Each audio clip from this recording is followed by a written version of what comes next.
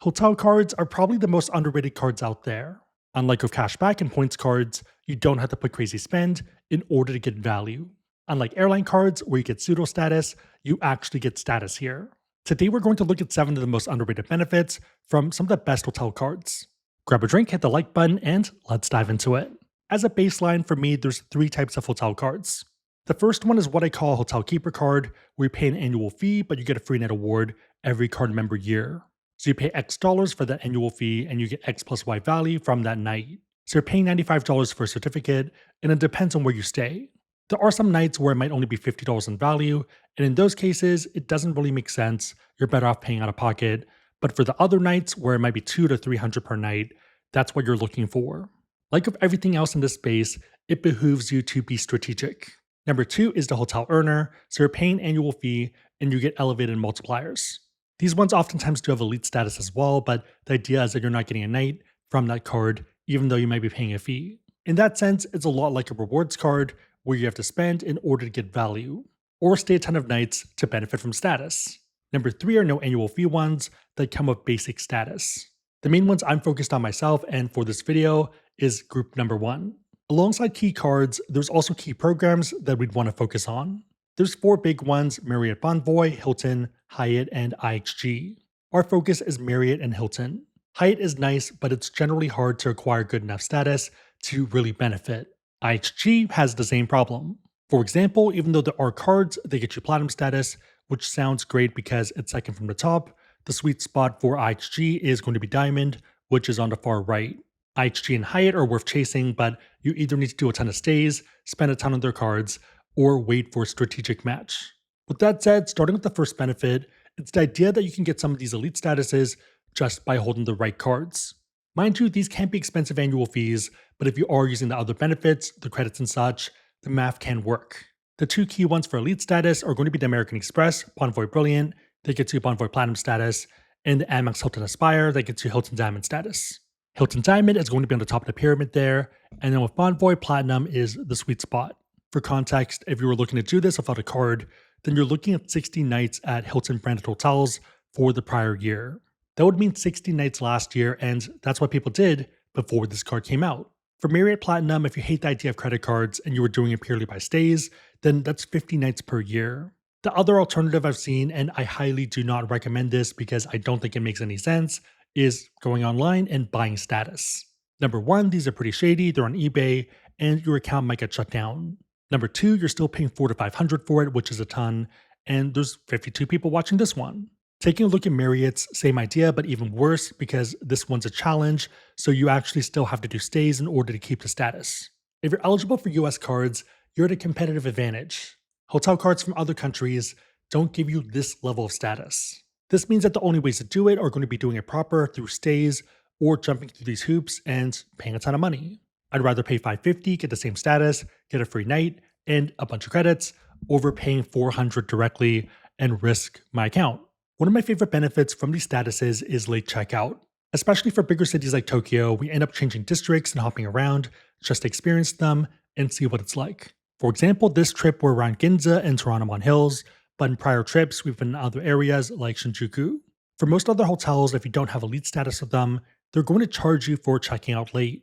For example, checkout time might be at 11 a.m., and anything after that time, every hour, is additional money. Hilton and Marriott are 2 of the biggest groups, and if you have elite status and you're staying within their brands, then they're going to be more accommodating. For example, for Marriott Platinum, you have 4 p.m. late checkout.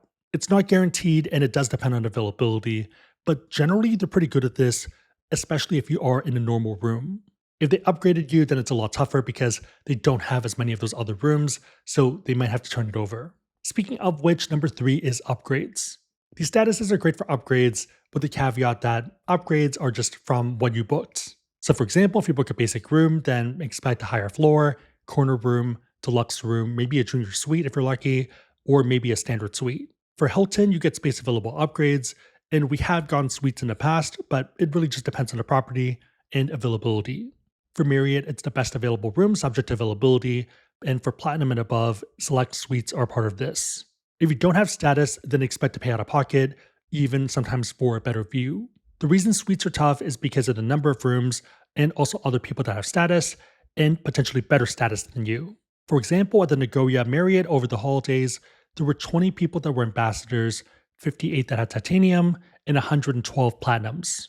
This is a pretty large hotel with 770 rooms, but only 14 suites. So in that case, there's not even enough for all the ambassadors. Also, in case you're wondering, ambassador is 100 nights per year and 23,000 spent last year of Marriott. Depending on the hotel brand and location and what you're looking for upgrades, gold might be good enough. If you want to test drive gold status without committing to a hotel card, then consider the Amex Platinum that comes with Marriott and Hilton Gold. There also is a lot more to the card, such as lounge benefits and also other credits. For that reason, I'd recommend running the numbers for your situation and seeing where they fall. We do have a calculator for this that should pop up if you Google Platinum Worth It, Ask Sebi, and I'll also link it down below. Also, if you are going for the Platinum, I'd recommend checking Card Match for elevated offers. A lot of people check it and they end up getting targeted with 150k or more, which is on the top of the range. On that note, if you are someone that wants to learn about cards and you want to support the channel, we do have links on the website, asksebi.com, and also down below in the description box. Make sure the links are competitive, but otherwise, it is a huge way to support the channel, so thank you in advance. One of the best features in more remote and fancier locations is free breakfast. Most of the time, if not all of the time, it's going to be at a restaurant that's attached to the hotel. So the nicer those restaurants, the nicer breakfast is. For Marriott, you get a welcome gift, and for Platinums and up, breakfast is on the table and generally considered the best pick. Marriott Bonvoy is a bit weird though because they do have a ton of brands, and for some of them, like the Ritz-Carlton, that is generally not included. Exceptions being the Ritz-Carlton Kyoto, which has its own rules, so yeah, super confusing. For Hilton, it depends on the brand and region, but you get continental breakfast if you're gold or diamond status, which is pretty good. Let's actually show a breakfast, which I think is pretty representative of Hilton's in Asia. This is the Conrad Tokyo, which is under the Hilton umbrella. Breakfast includes an entree that you can order, and one of the tastier options is the lobster omelet.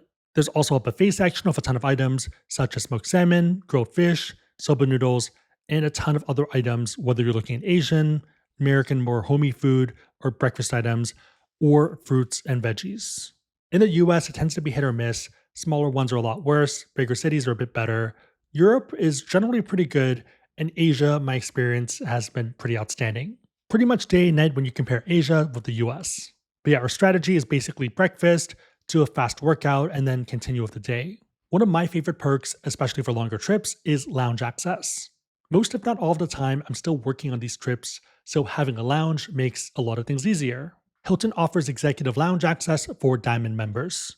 Likewise, Marriott offers lounge access for Platinum and up. A lot of these also offer breakfast as well, so if you don't want to go downstairs, then this is the faster solution and you can get a speed run through it. For example, for the Conrad breakfast in the lounge, pretty much all the same items, a bit of a smaller spread, but they did have one unique item, which was their sea urchin scrambled eggs. So if you like uni, then you're going to love this. Some might also have lunch, but less common there. Most of them have afternoon tea, which I think is fine, but I probably wouldn't come back for. I think it's more so if you're in the area or if you're working out of the hotel, or if you're chatting and hanging out with player 2, because that's pretty much the point of afternoon tea. Most of them also have happy hours of food and drinks, and generally an open self-serve bar, which can be pretty useful. Some will also have evening cocktails after that or desserts. Would I come back specifically for these? Probably not, especially if you're out in town and doing things already. But if you just did a bunch of shopping, you're dropping stuff off, or maybe your player 2 needs a nap, then it's good to grab a bite. Number 6, back to the cards themselves. One amazing benefit is free nights that are associated with the cards. So a lot of me hates that term because it's not really free, you're still paying an annual fee, but that's the term. For example, for the Hilton Aspire card, it comes with a free night reward in your first year and every subsequent year. You can also earn 2 additional free night rewards every year by spending on the card, but you don't have to do this. As long as you can find standard room availability, which can be tough, you can use it at pretty much every one of their hotels. There are some exceptions, but for the most part, it's their timeshare properties or their residences. Finding standard room availability can be tough, but it is possible generally. With a Bonvoy Brilliant, you get an 85k free night award every card member anniversary. A bit less valuable and you might need to top off, but still useful. Number 7, the best part of all of this is the net cost or the economics of the cards. So not for everyone, but if you do travel, oftentimes these do make sense. Taking a look at the Amex Hilton Aspire, it's a $550 annual fee. You get that free night reward. Hilton Diamond status, up to 200 flight credit, which is up to 50 per quarter, up to 400 Hilton Resort credit, which is up to 200 semi-annually. So in total, up to 600 credits for that 550 annual fee, along with all the other benefits. Consider that there are people out there paying 400 just for Diamond status without all of this other stuff. Credits can feel a bit annoying, but if you do a bit of research, they're pretty easy to use. For the Amex Bonvoy Brilliant, 650 annual fee, but 85K free night award, every card member anniversary, Bonvoy Platinum status, up to $300 in dining credit, so up to 25 per month, and Priority Pass. Easier credits here, but also less of them, so maybe a bit tougher unless you value Priority Pass. Main takeaway, I think hotel cards are some of the most powerful and underrated cards out there. They grant you a status, sometimes even the top status, and you get this just by having the card, meaning that you get other perks like upgrades, breakfast, and lounge access. Also free nights, which can be pretty powerful, especially if you go to expensive places. Annual fees do look pretty scary off the bat, but pretty reasonable if you factor in and you can use the credits and other features. Again, if you want to learn about cards, we have links on the website, askinsider.com, and down below in the description box. If you're considering the Platinum card, check Card Match for elevated offers. If you made it to this point, leave a Tokyo Tower emoji in the comments down below, and I'll try to heart it and also respond.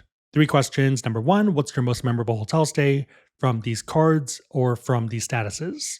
Number 2, what's your favorite feature or perk? And number 3, which location is next on your bucket list? Let me know and everyone else know in the comments down below. Big favorite thumbs up, consider subscribing, but otherwise hope you liked it. See you next time.